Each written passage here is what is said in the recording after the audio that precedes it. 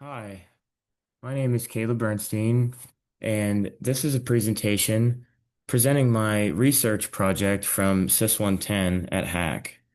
I am a student currently there, and I'm getting my business administration associate's degree. For this project, I specifically looked into how technology is being used to improve access to healthcare globally. And I have military experience, so I thought, hey, this would be a great way for maybe me to learn how the VA is kind of bridging the gaps for veterans who choose to no longer live in the United States. So with that, we see the first page of my website. I have here the home page. And my project, I titled the Veterans Care Abroad Research Project. This homepage I wanted to keep simple and also include an image of, kind of the world and show how, give a visual representation of, just how much or how many places a person could live that is not inside the United States. So obviously we know that, but the image helps, kind of build that into our minds, that there's a lot of ground to cover here. And that speaks to how difficult of a job it really is for the VA to provide access to health care for honorably discharged veterans who choose to live in any of these places other than the United States. So, getting right into it, the first page of my research here, I talk about what is necessary for a United States veteran to become eligible for their healthcare benefits should they choose to live abroad in a global setting outside the United States. And this is through a great program that the VA calls the Foreign Medical Program. And before I started this project, I had never heard of this program because I'm a veteran, but I live in the United States. So this is something that I wasn't aware of, and I'm very thankful that I have learned about through research doing this project.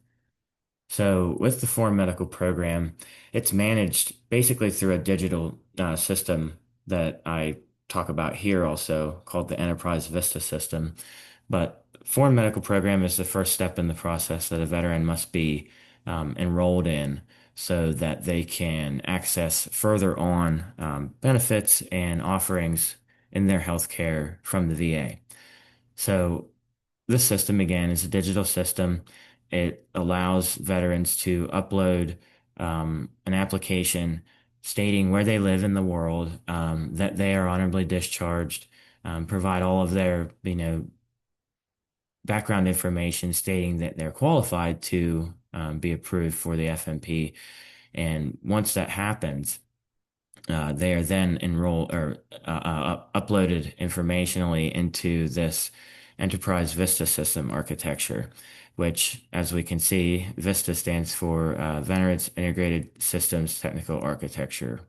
And within this is a big system that the VA uses to manage veteran healthcare data. Um, Moving on to the next page of research here, this is where we get into the VA virtual research. And I talk about a few different things here. We can see the VVC, the the Health Benefits app, and the VA Annie reminders, and some other technology that I'd like to cover. The highlight that I'd like to mention, though, is that if a veteran is living internationally, they must first be approved for the foreign medical program.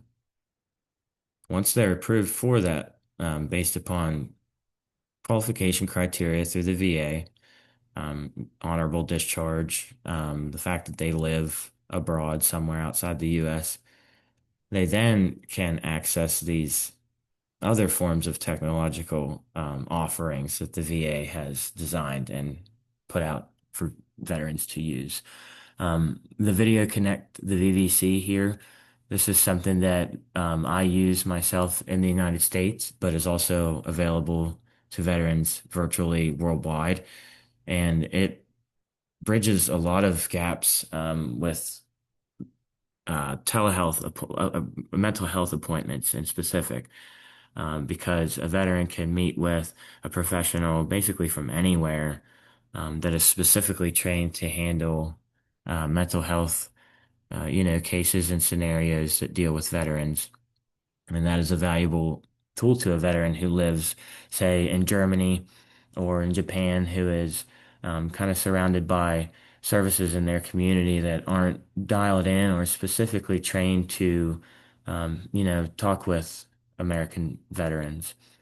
The Health Benefits app is a great way for veterans to interact with their data. They can use technologies like blood sugar monitors and smartwatches and different things to collect data throughout the day and then upload that to the portal, which is a digital server that then stores the data for the healthcare professionals to um, build a plan to improve the lives of the veterans who are using the services.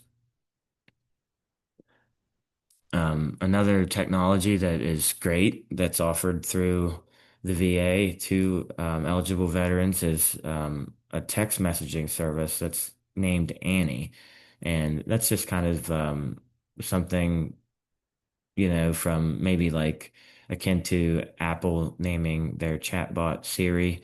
I think VA named theirs Annie, just to give a nod to that. But this tool is something that's useful to help veterans that maybe have trouble remembering when to take their medications or when their appointments are coming up or just keeping track of general time-based data that otherwise might be difficult for veterans that say have mental problems like later in life, like with dementia or just general forgetfulness. Say that some veterans do have traumatic brain injuries and they have trouble throughout their day just reminding themselves to eat lunch, for instance. So this is something that, a VA nurse could use, say, from a location in Austin, Texas, to send automated text message reminders to an 80-year-old veteran who may live in Japan, for instance. Um, he would find that very valuable. And they also have offerings through virtual reality, which is something that, again, before starting this research project, I had no knowledge of myself. It's cool. You can see they have headsets and handsets that um, interact with a virtual reality, like a game world.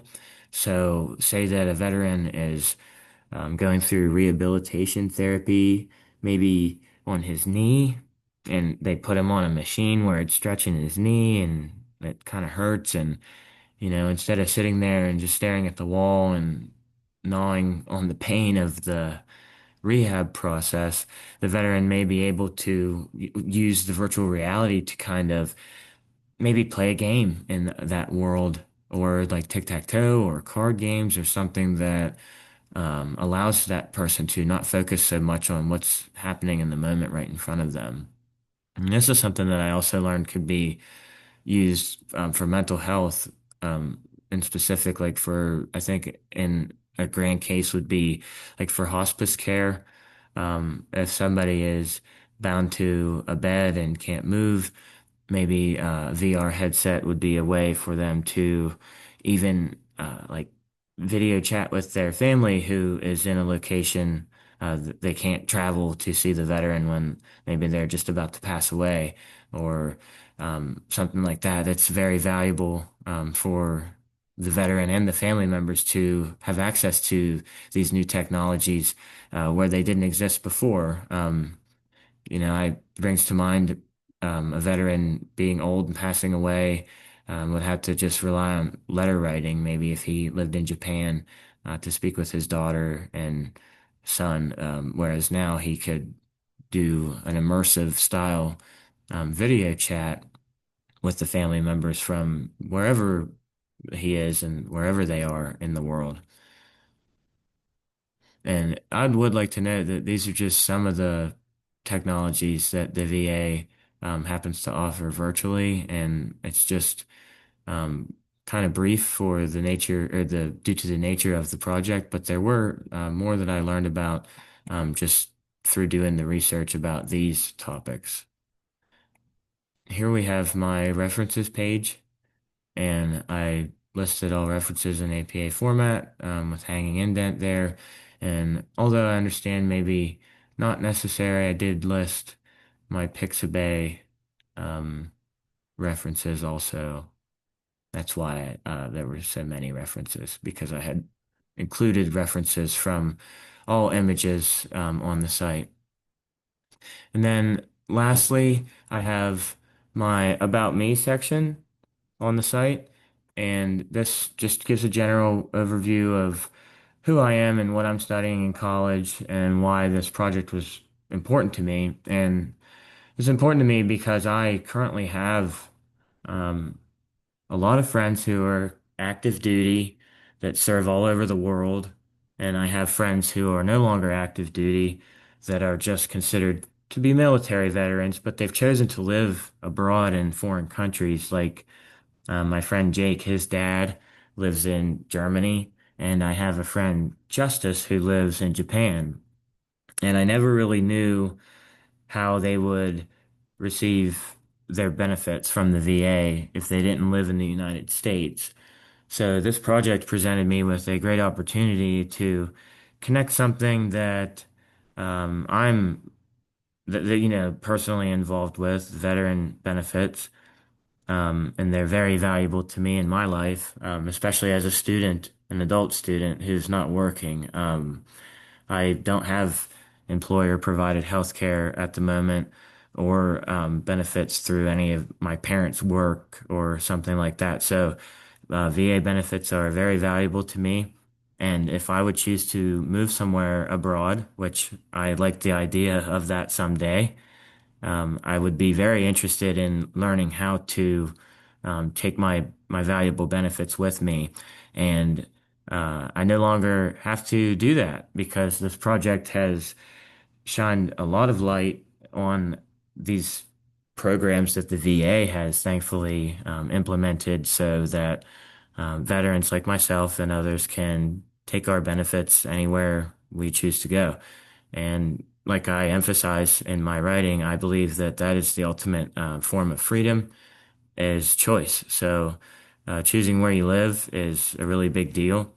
And I hope to someday be able to move from where I live now. And I think that if I could live outside the United States someday, that would even be cooler. So learning about the FMP program and all these technologies that I would be able to access through that has been very eye-opening to me. And I hope you've enjoyed the review of my website and the overall general gist of my project.